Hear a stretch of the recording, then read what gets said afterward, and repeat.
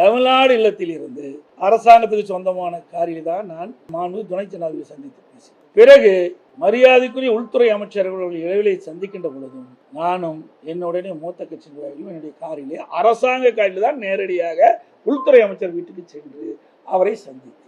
பிறகு சந்தித்து விட்டு அவர்கள் வெளியிலே சென்று விட்டார்கள். பிறகு அவர்கள் பல்வேறு பணி இருந்த காலத்தில் உள்துறை அமைச்சர் அந்த பணியை மேற்கொண்டு விட்டார்.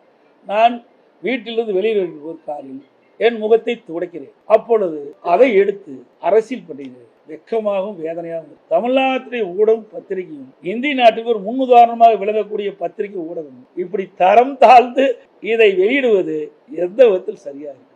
ஆக இதையெல்லாம் உங்களுக்கு பரபரப்பான செய்தி கிடைக்கவில்லை என்ற அடிப்படையில் இந்த செய்தி வெளியிடுவது எப்படி ஏற்படும்? இது உண்மையிலே வருத்தத்துக்குரியது.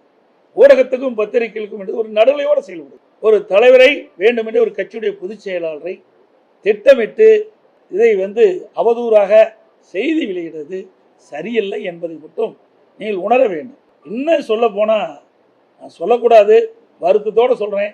இனிமேல் பொதுச் செயலாளர் ரெஸ்ட் ரூமுக்கு போனால் பத்திரிகையில் கொடுத்து இந்த ரெஸ்ட் ரூமுக்கு போகிறேன்னு சொல்லிட்டு போக வேண்டிய நிலைமைக்கு இன்றைக்கு ஒரு சூழ்நிலை ஏற்பட்டுவிடும் அச்சத்தின் அடிப்படையில் சொல்கிறேன்.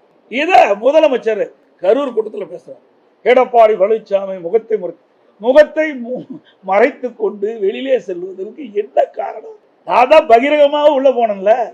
செய்தியை வெளியிட்டு விட்டு மாண்பு உள்துறை அமைச்சரை இந்த நேரத்தில் இந்த தேதியில் போய் பார்க்கிறேன் என்று செய்தி வெளியிட்டு எல்லா ஊடகத்திலையும் அந்த காட்சி வந்தது. நான் காரில் போகிற காட்சி வந்தது.